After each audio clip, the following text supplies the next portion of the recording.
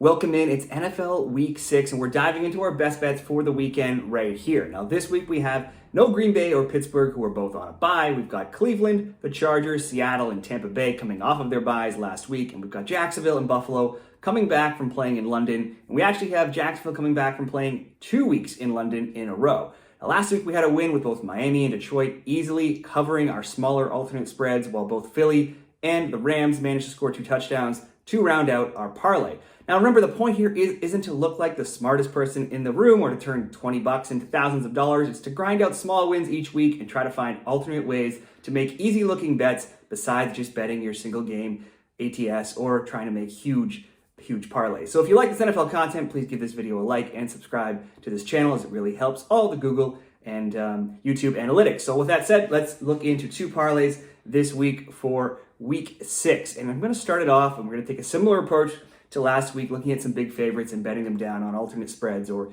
teasers, depending how you do it. Started off with the Panthers and the Dolphins. This doesn't need a whole lot of explanation here. The Dolphins are the league's most prolific offense. They're averaging 36.2 points per game and 513.6 yards per game. The Panthers are 25th and 23rd, respectively, in those categories, with rookie QB Bryce Young at the helm. In fact, when you consider that Andy Dalton played 1 game and played much better, those numbers actually could be much worse. Now, sandwiched around a 48-20 loss to Buffalo, Miami has recent wins of 70-20 the week prior, and to that against the Broncos, and 31-16 last week against the Giants.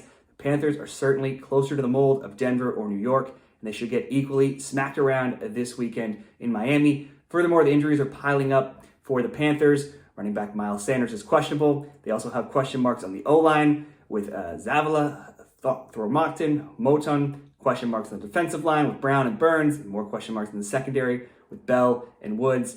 Let's bet Miami all the way down to just win by a field goal and -2.5.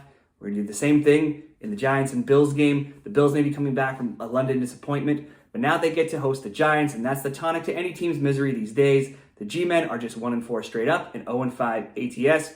They've been outscored 153-62, have given up 30 or more points in 4 of their 5 games, and 24 or more in all 5 games, and they've only led all season for a total of 18 seconds. Daniel Jones may not play this week. He's missed practice and with a neck injury, and if he does, he could be in for a long day and maybe wish that he didn't play. The Bills are second in sacks with 12, and Jones has taken a beating all season. He's already been sacked 28 times this year behind a porous offensive line, including absorbing 6 last week and 10 the week prior. Those 28 sacks are only 1 better than Sam Howell's league-high 29. When you look at the Giants roster, it's a mash unit right now. As of Friday, as many as 8 starters had injury designations, and that's just on the offensive side of the ball alone, and that's not counting injuries to backups and players who were already on the IR. On the O-line, only Mark Holowinski is free of a questionable status, and with McFadden, Ojulari, and Banks also nursing injuries at linebacker and cornerback, there are defensive concerns as well. The Bills have Knox and Kincaid questionable at tight end, and certainly suffered a blow losing defensive leader Matt Milano to IR last week. Plus, they have a few other defensive injuries to consider as well, but they should still have enough to dispatch of this Giants team. Maybe not at 14.5, but surely at -2.5, like we did with Miami, just taking them to win by a field goal. If you wanted to get a little bit better odds, maybe somewhere between 2.5 and 6.5, anything below a touchdown, we'll just go -2.5 and play it very safe. And again, we're going to do it once again with the 49ers and the Browns with a convincing 42-10 beatdown of the Cowboys on Sunday Night Football. The 49ers are now 5-0, but 5-0 on this season is just the tip of their winning streak right now. If you look at the regular season winning streak, it's now 15 games. If you go back in to last season, if you count the playoffs, they're actually 17-1 in their past 18, equally impressive. Starting quarterback Brock Purdy still hasn't lost a regular season game as a starter, and the 49ers' average margin of victory this season has been 19.8 points. Purdy is 10-0 straight up and 8-1 ATS in the regular season in his career. The Browns, they could find themselves in an early hole. It would be hard to climb out of this week as well when you consider that San Francisco has scored 31 points on their opening 5 first drives, and they've led for an NFL high 237 minutes this season. The Browns are 2-2, and without Deshaun Watson in their last game, they got blasted 28-3 at home by the Ravens. Watson hasn't practiced all week, and it looks like he will be out. I don't see the Browns putting an end to this 49ers winning streak, despite boasting one of the top defenses in the league, only allowing 15 points per game, which comes in at 3rd. Cleveland's also lost Nick Chubb at running back, and their offense is only averaging 19 points per game. Now, PJ Walker looks set to start this week. I don't see him changing the 49ers winning streak. Walker hasn't played this year. He did start 5 games last year with Carolina. He threw 3 touchdowns and 3 interceptions. Now, if he falters, they could go back to rookie Dorian Thompson-Robinson, but DTR was just 19 of 36 for 121 yards and 3 interceptions versus the Ravens. Let's back San Francisco train to keep on rolling. Once again, just at -2.5 in this parlay. Now those 3 alone won't quite be enough to make this worthwhile, so I'm going to throw in one more, and it's Cardinals and Rams. This will be a little different. The Cardinals won the last game between these teams, but the Rams have owned Arizona, being 11-2 in the past 13 between them. Neither team has been overly impressive this season, with LA only narrowly being better at 2-3 versus Arizona being 1-4. The Cardinals didn't start the season as poorly as maybe everybody thought they would. They even shocked the Cowboys with a 28-16 win, but they've now been outscored 69-36 over the past 2 weeks. Now, both losses, they've allowed 30-plus points, and also in 3 of 4 as well. They've also had to shut down their top offensive threat in running back James Conner, who was put on IR with a knee injury. The Rams got their own star playmaker back, though, last week with Cooper Kupp returning. He did not disappoint, made 8 catches for 118 yards. The Rams lost, but their offense is rolling with Matthew Stafford, Puka Nacua, Tutu Atwell, and Kieran Williams all off to strong starts for their offense this year. Joshua Dobbs has only thrown for 200 or more yards twice this season, and the Cards give up the 7th most passing yards to opponents. That's bad news against a Rams team that passed the ball the 2nd most of any team in the league, and they should have enough to outlast this Arizona team. Let's go Rams to win for the last leg of the parlay. So it's Rams win, Miami, Buffalo, San Fran, all on the alternate spread at -2.5. That brings us in at +106. Moving in to parlay number 2 for NFL Week 6. Now, we could see some weather in Cincinnati and Chicago with wind and rain, so it's something to look into. And it does have us maybe going for a smaller scoring prop than maybe the games could turn out to be if there is no weather. So with that said, let's get into it. And it's Seattle and Cincinnati. Now, Burrow had 3 passing scores last week, and he finally looked healthy. He had 317 yards. Finally looked healthy again, like I said, and he threw 3 touchdowns to Jamar Chase, who's also rounding into form himself, and he's 12 of 15 in his last recent games, going 12 of 15 for 141 yards, 7 of 9 for 73 yards, and 15 of 19 last week for 192 yards in his last 3 games. Cincinnati will get a Seahawks pass defense that ranks 30th in passing yards allowed, giving up an average of 280 this year. So far, Matthew Stafford has thrown for 334 yards, Jared Goff 323, Andy Dalton 361, and Daniel Jones 203 against that defense. Now, as poor as the Seahawks are against the pass, the Bengals have been every bit as bad against the run. In fact, they are almost the worst, coming at 31st in rushing yards allowed per game, giving up 154.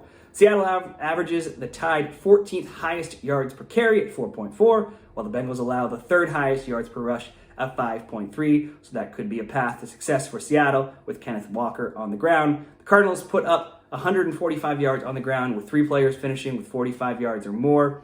The week prior, Derrick Henry exploded versus Cincinnati for 121 yards. Points-wise, Cincinnati this season has given up 24, 27, 16, 27, and 20. I think we could see a high-scoring game here. Like I said, the weather could have an impact. Let's just go both teams to score 10 or more points for the first leg of this parlay.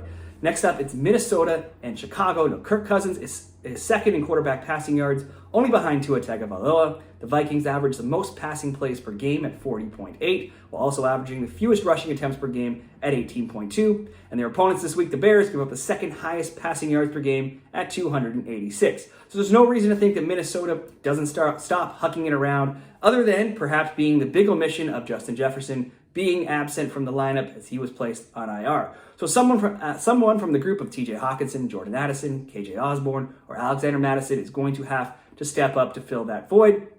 Minnesota are scoring 22 points per game, that's 15th, and the Bears are allowing 31.4 points per game, which is 30th. So there should still be opportunities to score against this weak Bears defense, but the Bears actually average more points per game on offense than Minnesota at averaging 23, which comes in at 11th. And the Vikings defense isn't much better this season at 23rd, giving up 24.4 points per game.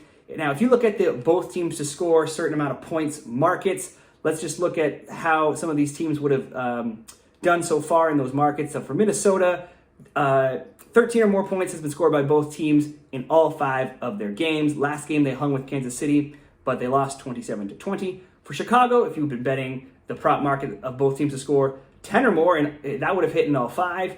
And if you want to go 15, 14, 15, or really 17 or more points have been scored by both teams in 4 of 5 for Chicago as well. Last game they hung 40 on Washington and they won 40-20. They were going to shoot it the week prior as well, where they lost 31-28 to Denver. Now, even if weather affects the passing game and slows down the likes of DJ Moore, who just had 230 receiving yards last week and 3 touchdowns for Chicago, they still have Justin Fields who can create on the ground. I still think both teams will at least get 10 points here. So we'll do the same thing. Both teams to score 10 or more points with the Vikings and the Bears. And we're going to do one more of those both teams to score 10 or more points, and it's the Colts and the Jaguars in a divisional rivalry. The Colts have been competitive this season, no matter who is at quarterback, whether it be Richardson or Minshew. This week it's Minshew, as Richardson is injured, and Minshew gets to play his old team against the Jaguars. The Colts are 3-2. They're 10th in points per game at 24.0, but 22nd in points per game at 23.0. Their scores this season have been 31-21, which was week 1 when these teams last played, and Jacksonville won.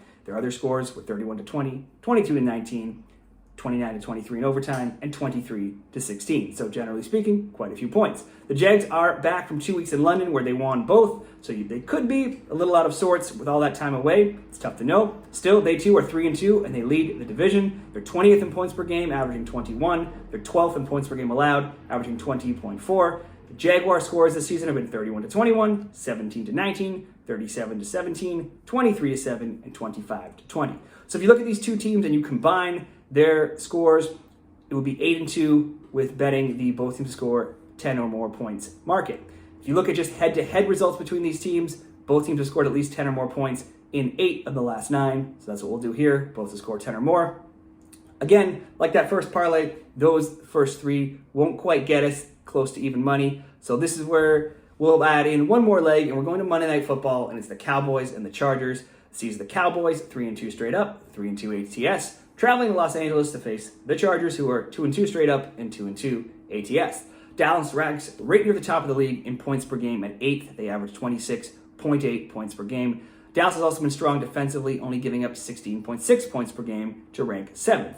But let's look at their results a little bit closer. Dallas is 3-0 versus the likes of the Giants, the Jets, and the Patriots. These teams are combined 4-11 straight up and 4-11 ATS. They also have a loss to the 1-4 Cardinals, giving Arizona their only win, and then a blowout loss at the hands of the 49ers on Sunday Night Football, losing 42-10. So who are the Dallas Cowboys? So far, they're mostly a team that has beat up on bad opponents and one that has been boat raced against the one good team they played, albeit that team is maybe the best team in the league in the 49ers. The Chargers season didn't get off to the best of starts after dropping 36-34 and 27-24 results to the Dolphins and the Titans, but things have turned around in week 3 with a 28-24 win over the Vikings, and in week 4 they evened their record at 2-2, beating the Raiders 24-17. Now, having been on a bye in week 5 and not playing all the way until Monday Night Football will give them plenty of time to come back rested for this one. It may also give running back Austin Eckler the time needed to recover to play. He has been practicing in full as of Thursday. The Chargers story has been one of a team that can score with the best of them, averaging 27.5 points per game, which is 7th, with Justin Herbert throwing 7 touchdowns compared to just 1 interception. His yards per pass of 7.6 ranked 6th amongst all starting quarterbacks. But the defense has not proved capable of stopping really anybody. They give up an average of 26 points per game, which is 24th.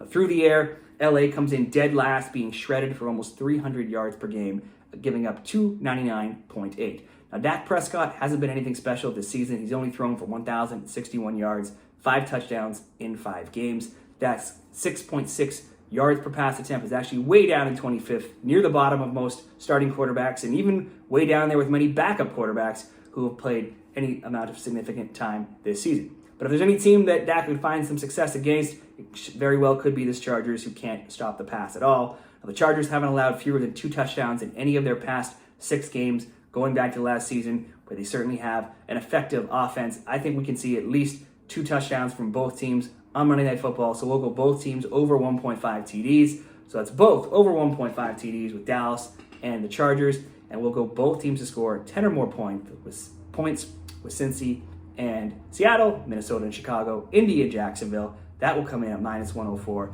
I created these parlays over at Bet365, but many books will offer these types of props and alternate spreads. So just shop around to see which ones offer them and have the best prices. So there you go. Those are 2 4-leg parlays where we're basically only asking big favorites to win by a field goal. Both teams to get 10 points. So, 2 touchdowns, a touchdown and a field goal, something like that. And we're asking the Chargers to charger, and that means score points, but keep allowing them like they do most weeks. Now be sure to drop me your picks for NFL Week 6 in the comments, and good luck with all of your picks this weekend.